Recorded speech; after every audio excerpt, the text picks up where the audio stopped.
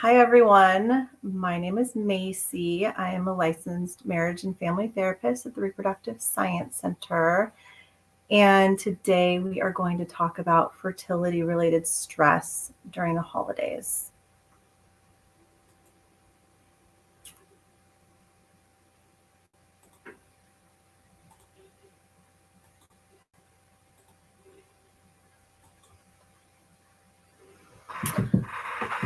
So, coping with fertility-related stress during the holidays.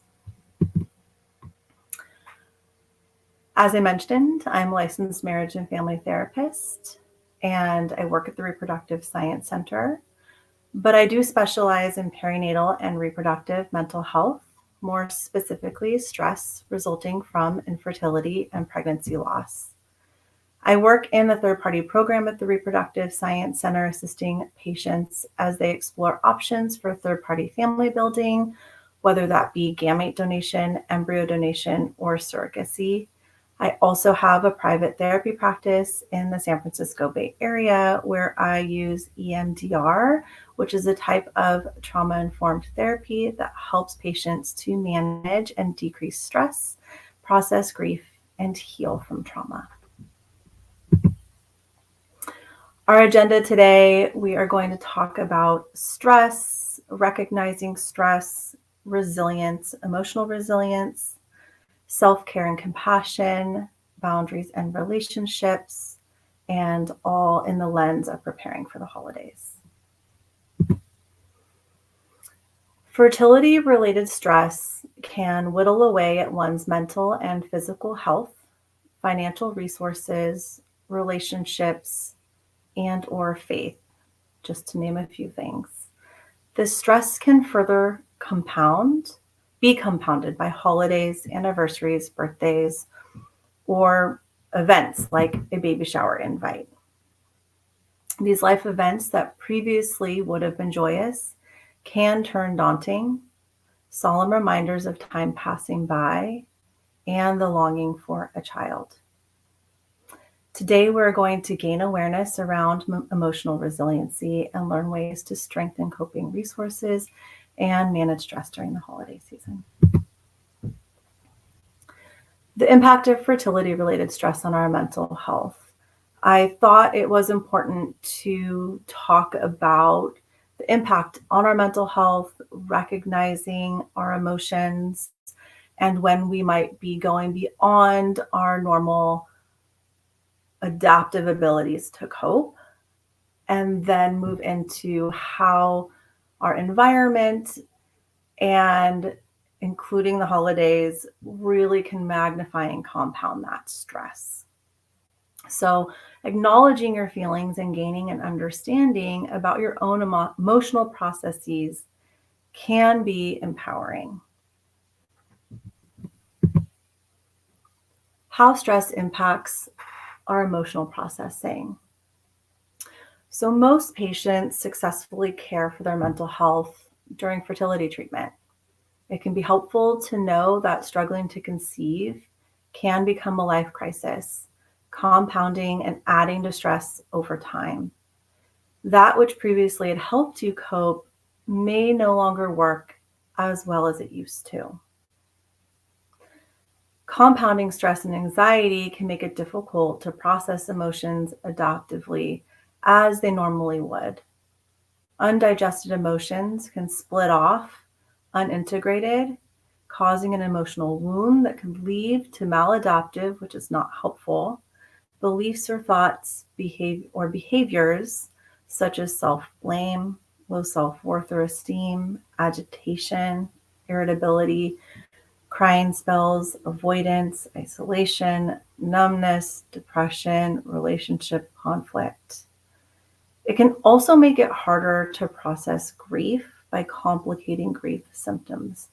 So when we experience stress and anxiety, or if it goes to the point of being traumatic, it's really hard for us to digest. And then if something like grief shows up, which is often in the fertility world, it can make the moving through the stages of grief more complicated and it can feel stuck. So there can be a stuckness or even an avoidance.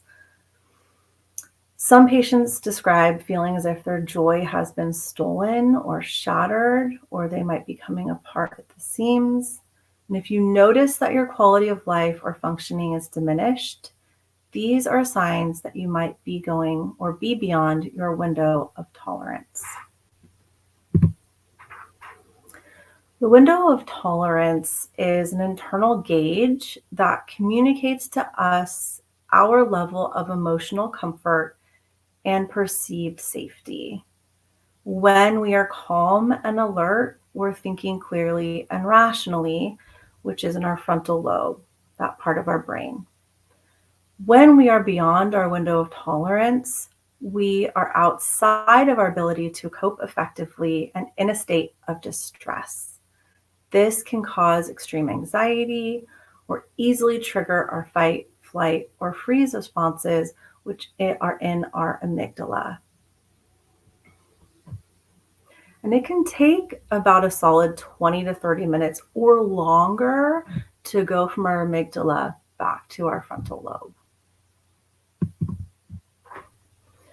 How stress impacts emotional processing.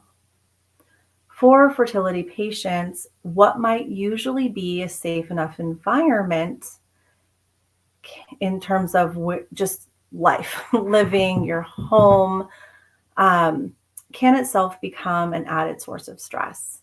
So even leaving the house, suddenly your environment feels very stressful. You could be seeing or even thinking about images of pregnant people or babies or what seemingly appear to be happy families, and it can feel very difficult to escape, even in our own homes or at our fingertips, like television, the media, social media. It seems to feel as if it is all around us. And realistically, it is all around. But we all need a refuge or a safe and secure place. And so imagining adding on the additional stress of the holiday season to that environment can really add to what is being experienced in the normal day-to-day survival. We're surviving to get through each day as we cope with the stress that shows up with fertility treatment. And then we add the triggering, I'll call it triggering situation, or stress-inducing holidays. When we have limited options for finding a safe haven or relief from the stress, this can leave folks feeling trapped or stuck with no little options for their reprieve.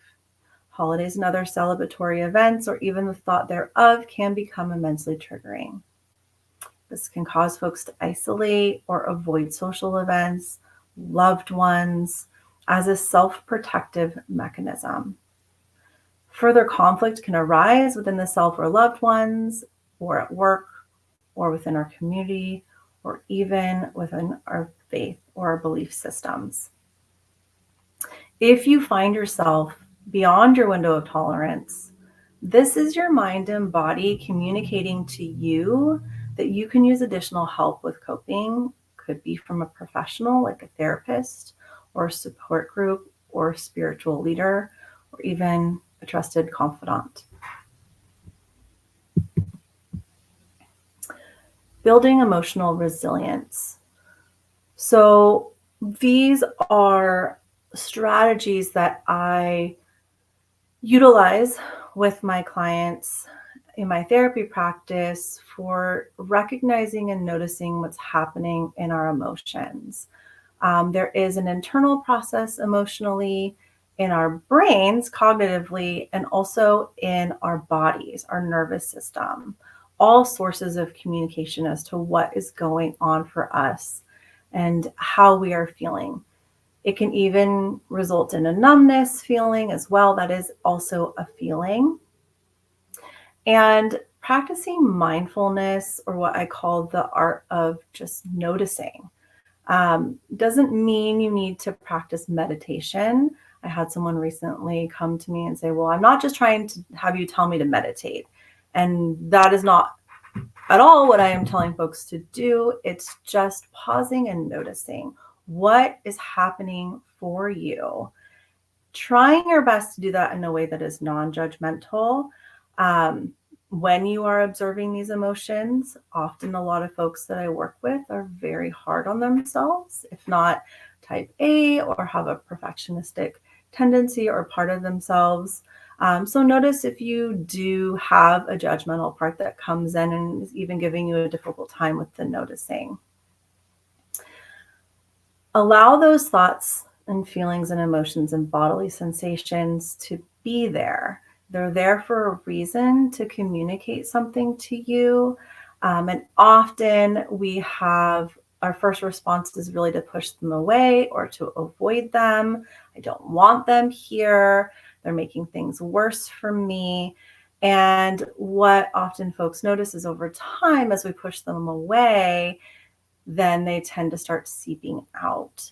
And so the hope is that we can allow them to show up and to be acknowledged and to flow rather than pushing them away where they could get stuck or build up over time. And often I'll see folks when they are at that place of being beyond their window of tolerance. They've already been doing what they can the best that they can, and now suddenly it is too much and they feel like the bottom is basically falling out and they just can't handle it anymore. So listen and be curious about what is being communicated to you. What is showing up? What is this telling me? And often what you'll notice is that it's telling you about a need that you have. What is it that I need? What is my mind and my body telling me I'm experiencing? And then how can I respond to that and get that need met? This can also give you options for finding a way to soothe yourself, to help you work through those emotions and have self-soothing. Will also allow you to recognize your limits and to make appropriate interventions. Say with those needs, for example, before we go beyond the window of tolerance. So these are tools that are very helpful for you to recognize if you're bumping up against going beyond. Self-care and self-compassion, having an emotional awareness allows you to make informed choices and respond to yourself accordingly. As I mentioned before, folks can often be very hard on themselves or blame themselves. And so trying your best to meet yourself with kindness and compassion and caring for yourself is incredibly important and can also be tricky to do. So understandable that that is a practice in and of itself.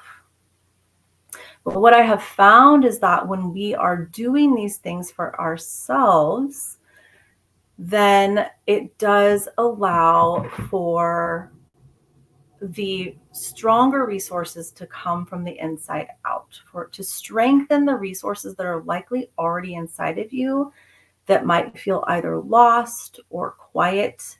And so with that comes strength and empowerment and a self-confidence. The way that I work is that I view emotional wounding as a wound, an internal wound. And if we give that wound the right environment, we have an innate ability to heal from the inside out. And that's where you will see strength, empowerment, self-confidence naturally arise in folks when your mind and your body are cared for the way that you need. Do I need to be heard or talk to someone? Do I need a hug, maybe from my partner? Do I need a break, go on vacation, spend time alone? I understand even something like thinking about taking a break from treatment or even a vacation that costs money can be difficult in and of itself. And sometimes if we're able to step back and take a little space or a break, it can really help us to change our perspectives in the experience that we're having when it might feel very black and white. Boundaries in relationships So holidays are full of social gatherings with loved ones and or work events, and it's okay to be honest with yourself and to set limits. These social gatherings in and of themselves are very tricky to navigate during the holidays, and then we add the layers of the other components that I mentioned, and it can feel just even more stressful and difficult to manage. So, knowing what your limits are and being honest with those limits will allow you to make the choices about what to do when it comes to attending social gatherings and how to handle them. Sharing about your fertility journey versus a right to privacy. So, you will make decisions around how much you want to share. Often, folks that I work with might have been more open to sharing in the beginning. And then, as their journey, as we'll call it, continues, they might find themselves becoming more private because it can be quite burdensome to be updating folks around you or loved ones who might be very well intended but do things and say things that are triggering unbeknownst to them, like I'm sorry, can be very triggering. And I always say there should be a whole nother webinar, which maybe we'll do that someday, about how loved ones can support other loved ones who are going through fertility treatment, because they often, even though well-intended, can do and say things that can cause you to go beyond your window of tolerance or unknowingly create stress. So it is okay to be private and to set boundaries and say no, or to say that is something that we will share with you when we are ready, and leave it at that.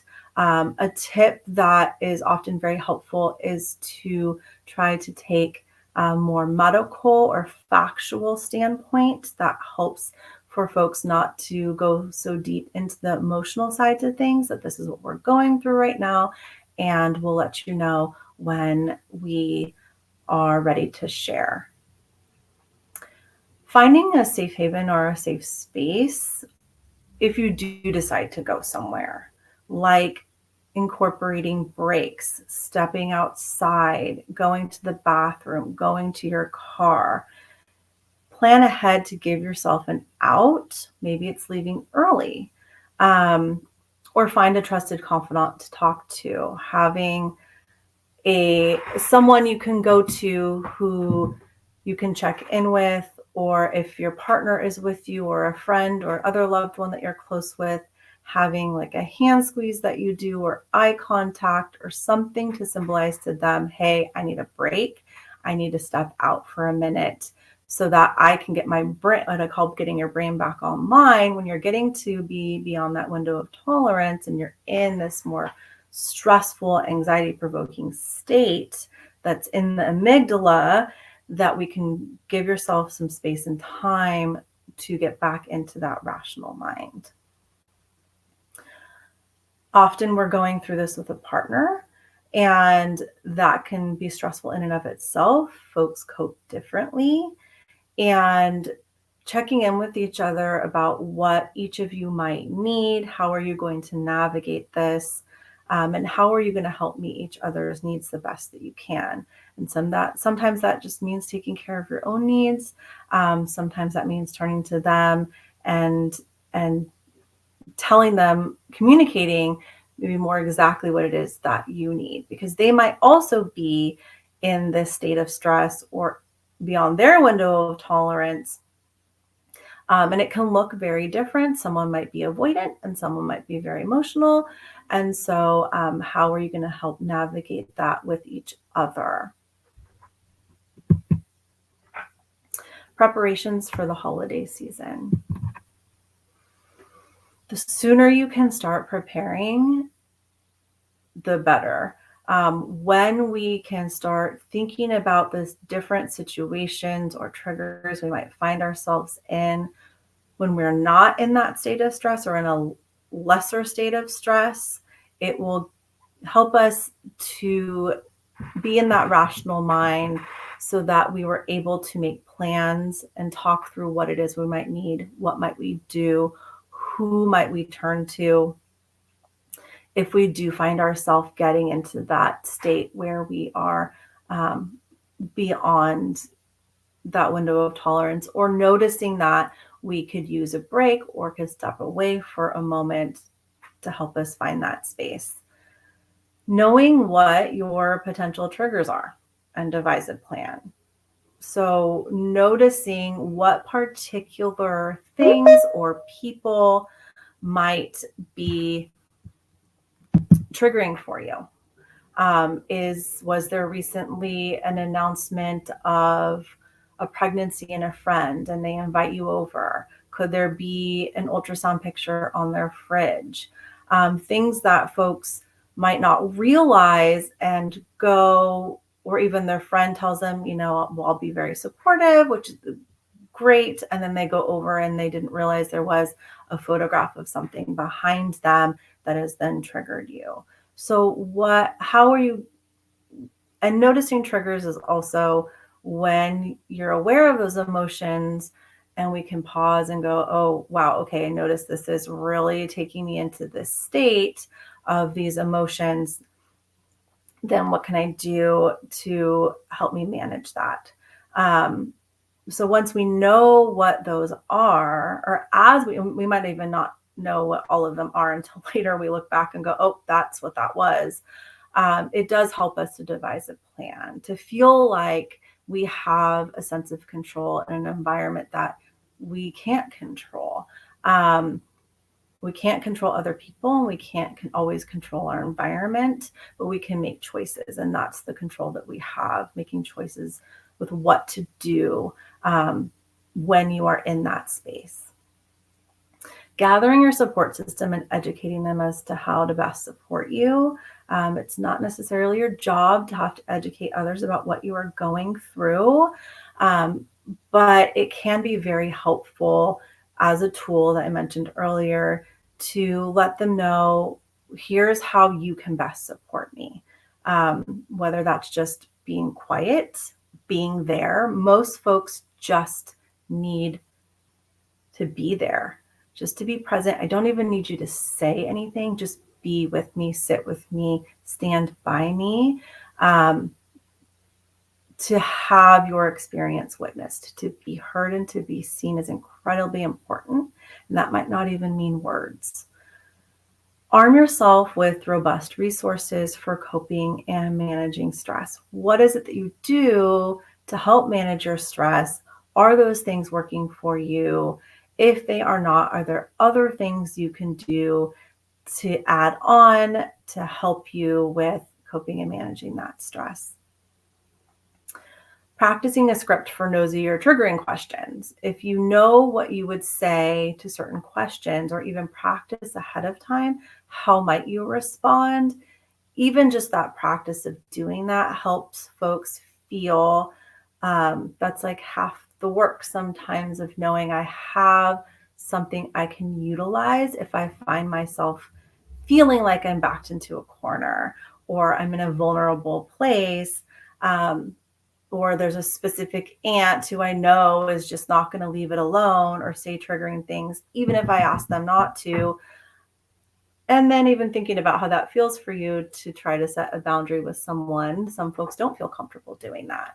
So maybe that means for that particular event, you don't correspond or communicate with that particular person as much as you might otherwise. I understand might be easier said than done, and this is all a practice. But having a script is something that I often encourage folks to do, or write it out, write it down. What might we do? Feeling like there is a plan in place. Be creative in making new traditions. So I definitely encourage creativity around the holidays, doing something different, planning something different. Maybe that means we decide we're going to travel or go on a cruise, or have folks over to our house where we can control the environment.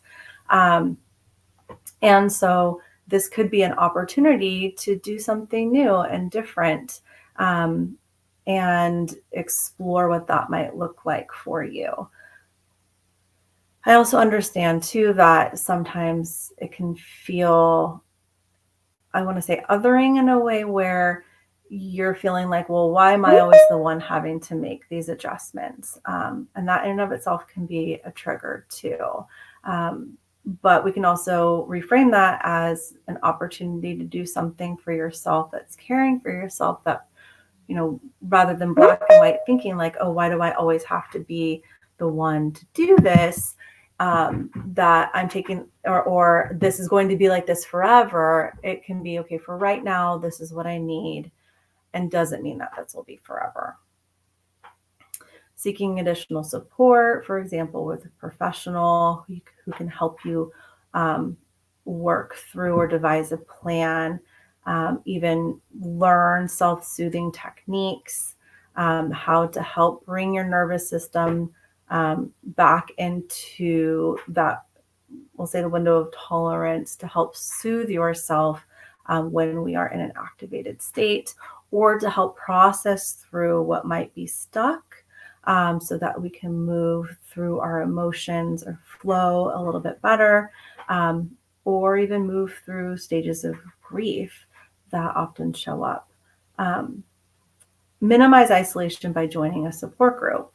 There are a lot of support groups available. I have put some links at the end of this presentation for connecting with others who are having a shared experience. There are a lot of other folks out there. Often it can feel like there are not. This is something we don't always talk about. I am seeing more folks talk about it now than we used to.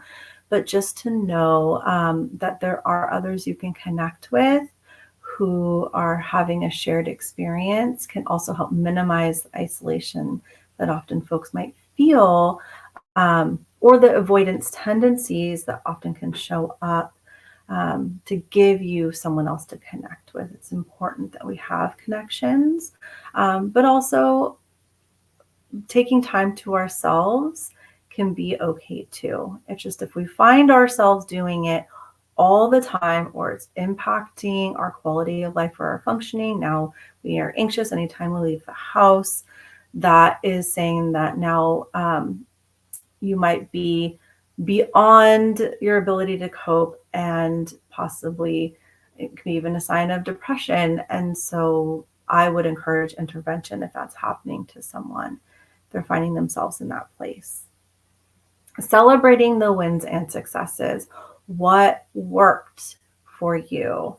And taking note of that, maybe utilizing that again.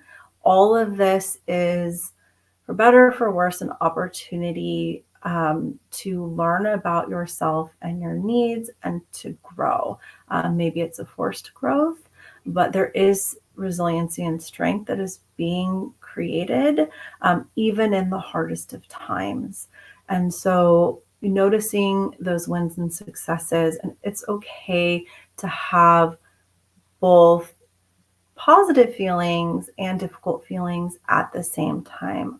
Often folks struggle with that and holding all of that. But we can have a part of ourselves that is upset and distressed, and we can also have a part of ourselves that is happy and joyous all at the same time, which feels complicated. A tactic that I often will utilize with my therapy clients is using a container. So imagining a container and opening that container and putting in there whatever you need to put in there that is stressing you out in that moment. It's not stuffing it away. It's putting it in a container until you're in a place where you're ready or capable to deal with it. And then putting the lid on the container and locking it up and putting it away. It's something that I utilize between sessions, because we do open up a lot of difficult things in sessions, and then we will contain them until the next session, so that if something kind of pokes out or peeks out, when you're going somewhere, you could say, oh, hey, I see you there. I'm going to put you back in the container until I'm ready to deal with you. And it feels as, it helps you to feel like there is control over what's happening emotionally to you, versus feeling as if you don't have a choice with what's going on. And then challenging negative beliefs or thoughts and replacing them with positive or adaptive thoughts.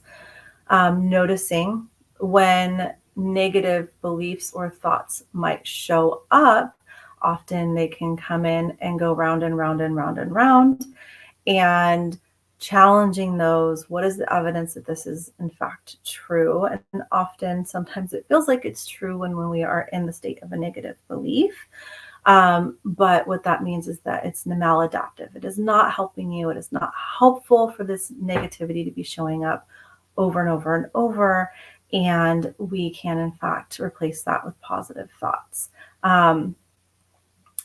There's strategies for that, but there are ways we can also help change negative beliefs that have been stored away. And if you see those popping up, just know that's also communicating to you a sense of stress, and that there are things we can do to help you replace that with more positive, adaptive thoughts or parts of yourself. Okay. Why is it not going forward? Hold on. Don't know why. 1 second here. I'm going to stop sharing. I have more slides. I don't know where. 1 second.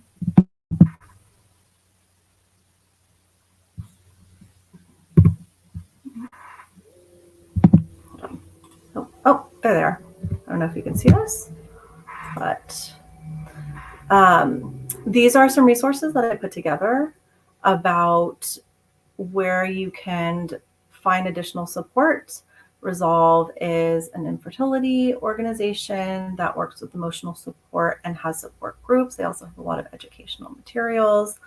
Organic Conceptions has webinars that you can attend, coaching services, as well as support groups.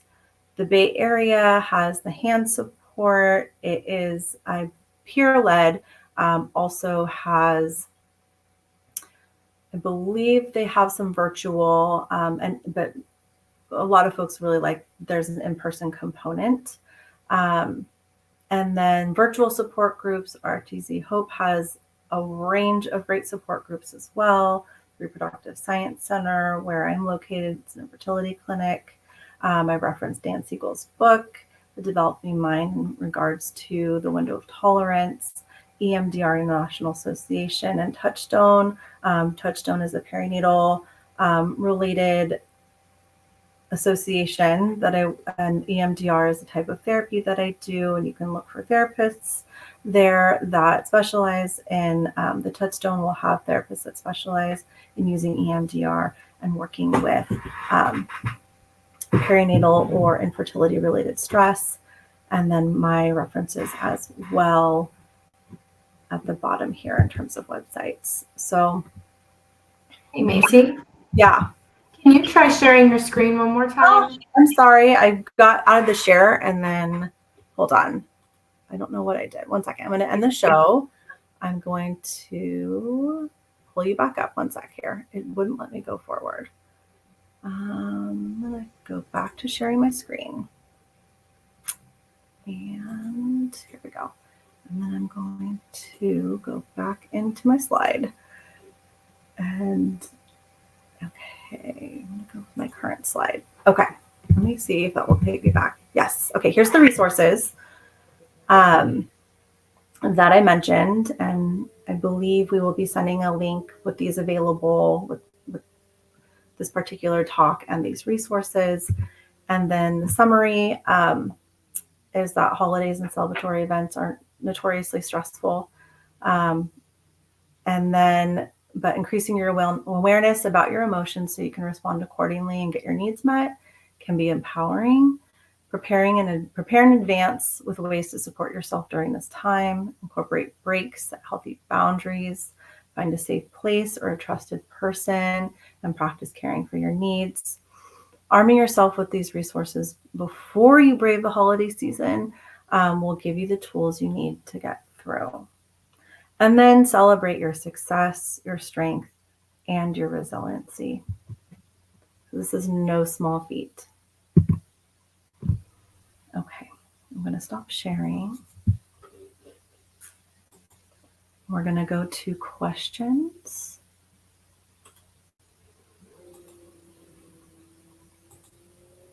Can you see me? Okay. All right. Okay.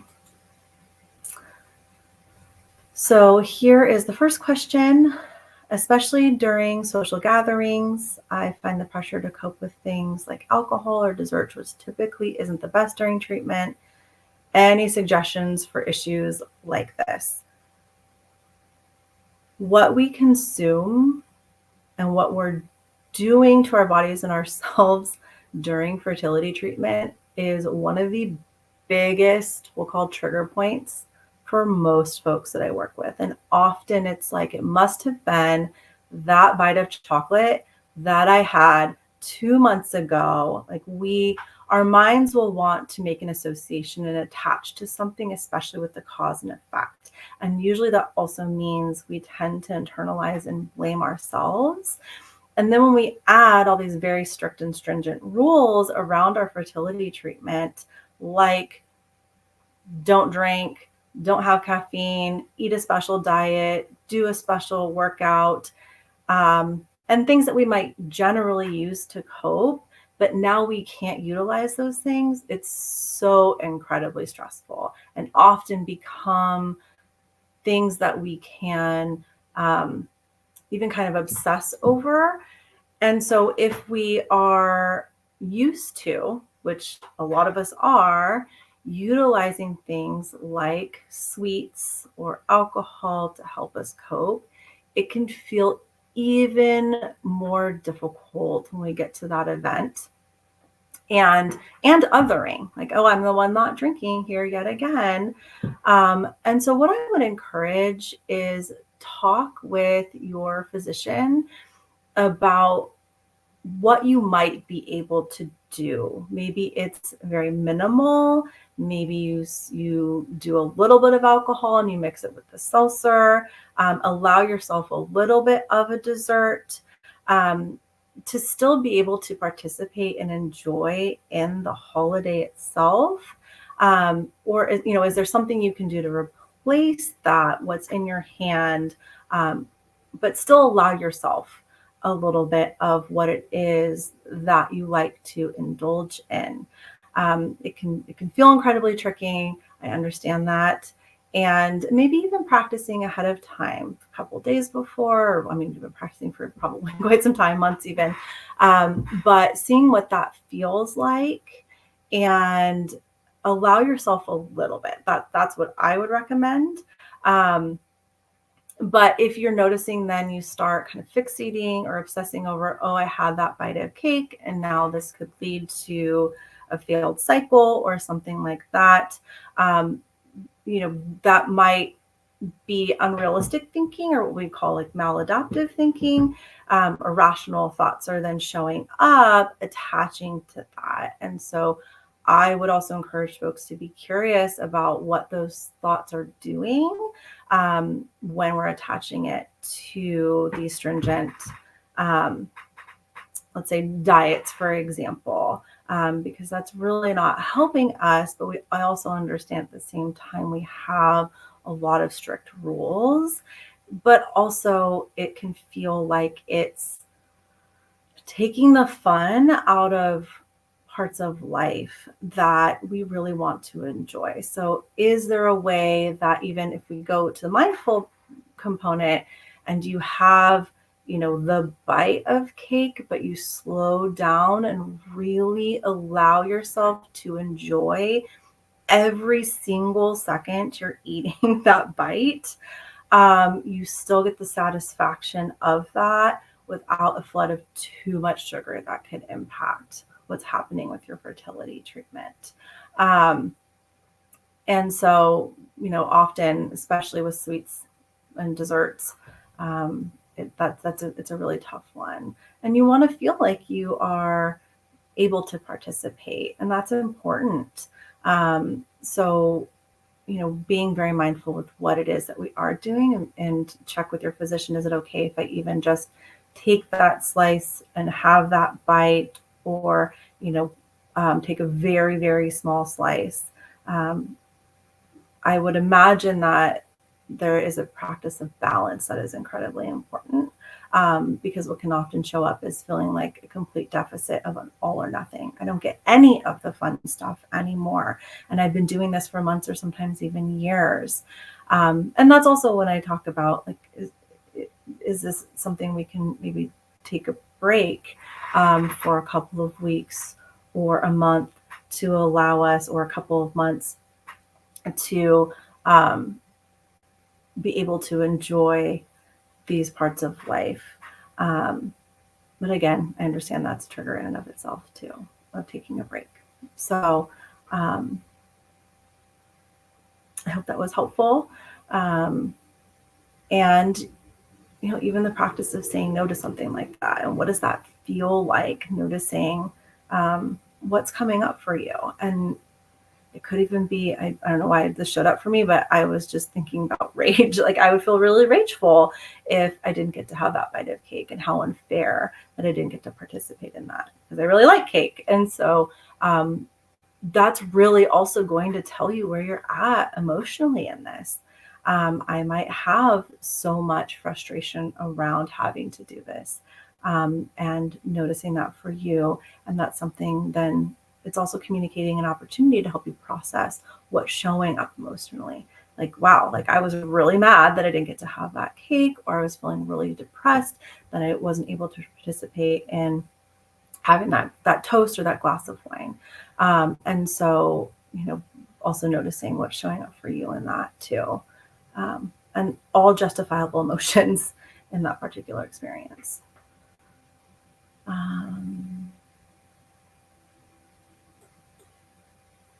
Do all RSC patients get to speak with you or another therapist? So, great question. I am accessible for most of our patients, but there's only one of me. So we've put together a list of therapists in the community who we can refer to. So there is a collective of us who specialize in working with folks who are going through fertility-related stress or infertility treatment. It is a language in and of itself. I have found that some therapists are helpful, but specialists are incredibly helpful, because we just understand what that language is and the world that you are in, on a different level than almost anyone else, in terms of like the therapeutic world or even loved ones. So it might not always be me for our patients, although I am there if someone needs it.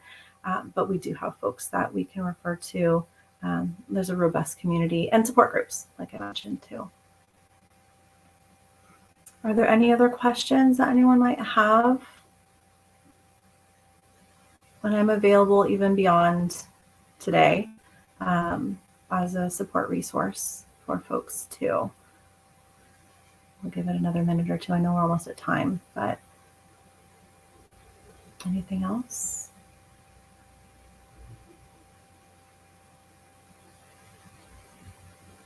And I appreciate everyone showing up, and I would say being courageous in doing that, and thinking about ways to best support yourself or your partner as we embark on this holiday season, or any other events or anniversaries or invites that might occur. These are all helpful tools for that. And this is just the tip of the iceberg. There's a lot out there. But I wish everyone the best, and you're welcome to reach out if you need anything.